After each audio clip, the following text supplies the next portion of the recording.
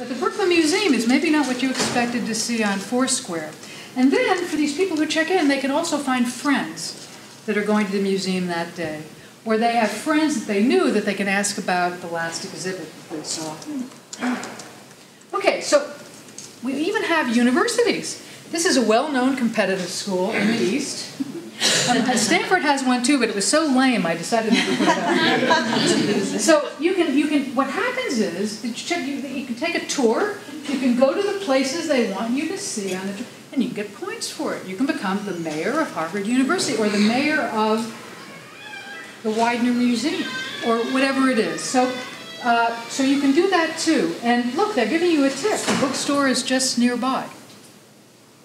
This is very interesting stuff. Never been to Cambridge, you may want to do it. Cities do this too. So this is for the city of Barcelona. And they're telling you places they want. If you go into further detail, you can get an enlargement of the map. And you can learn a lot of data, and data that you might want to have. And then the companies or the government can give you a price break or a ticket or a discount if you visit those places. How cool is that, Allison? Could you just explain the execution? So I'm in Barcelona and I go to Foursquare and put in Barcelona and this comes So you hit Foursquare and it'll locate you. It'll first of all say, where are you? And then you just hit a button and it says, oh, you're in Barcelona. Oh, you're in front of the museum. And then it goes from there. And so then it'll give me place-specific recommendations yes. there? Yes, if they are involved on Foursquare. Right. Or, yeah, if they're involved in And then Foursquare. when I go to the location, do I hold my phone up to get my That's different. point? That's going to be augmented reality in just 1 minute. Okay. Yeah, Catherine. So if you go back to Harvard, that wasn't the real Harvard logo. So does that mean somebody else put it up? Probably. And I didn't notice that. That's very good. I didn't notice that. Yes, somebody else could have put it up. And they could have done it because they wanted to sell you the Harvard coupe or something else. I'm sorry, I didn't catch that. So that's good. Please. How is Foursquare making money? You know, I don't know the answer to that. It's the hardest thing for social media companies to do. We're going to look at some business models that have changed because of the internet, but I don't know the answer on Foursquare. I suspect that there's some kind of advertising or some kind of premium relationship you can have in order to enhance that possibility. I think that they have a special discount badge thing that you can buy from them, but I actually don't know the answer on that. Anybody else? So we even have a well-known local example of a check-in for mass transit. BART was the first nationwide national transit system to have check-ins, and you can actually become the mayor of a certain stop, right? You can get benefits and discounts and tickets, right? Now you have to know about it in order to do it, but you can. And look at how many likes they've gotten. 53,000 plus. That's really a lot. Right? And that means that those people are liking it on their Facebook. It's going all over the place. People are hearing about it.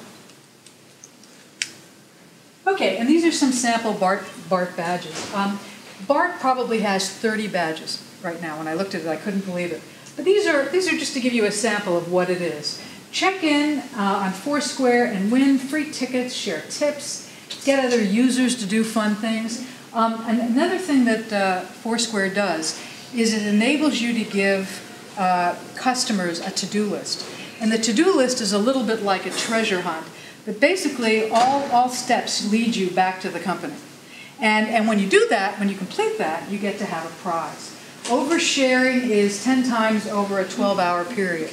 I mean, you know, so that they just kind of create whatever they want to create. And then in theory, you can get a reward. And this one tells you to go to 3 different karaoke bars. So you can use it for all kinds of things, but basically you're enriching the life, in this case, of BART. Any questions? Okay, so these are some of the brands today that use Foursquare, and there are gazillions of them. Most of the big companies are using them today, but this is just to give you a sample. So now, we've left Foursquare, and I want to talk about other uses of local. And this is a little bit different. This is not, the emphasis here is not so much on incentivizing, although you can.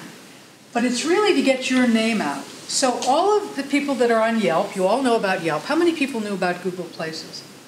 It's a really underutilized resource. It's free. If you have a local business, you clearly want to have it. If you don't have it, somebody else, an irate customer, can do it. But for no money whatsoever, you can fill out, it's like 4 or 5 questions. It is hardly anything at all. And all of a sudden, your name begins to appear on the first page of a local search for free. You have to pay for it. Now that is pretty exciting, right?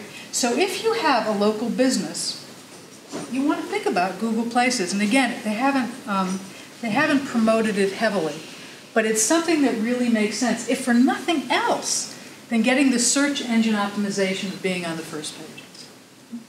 So that's local too. And then Google will let you pay a little money, and you can put an ad next to your listing and go from there.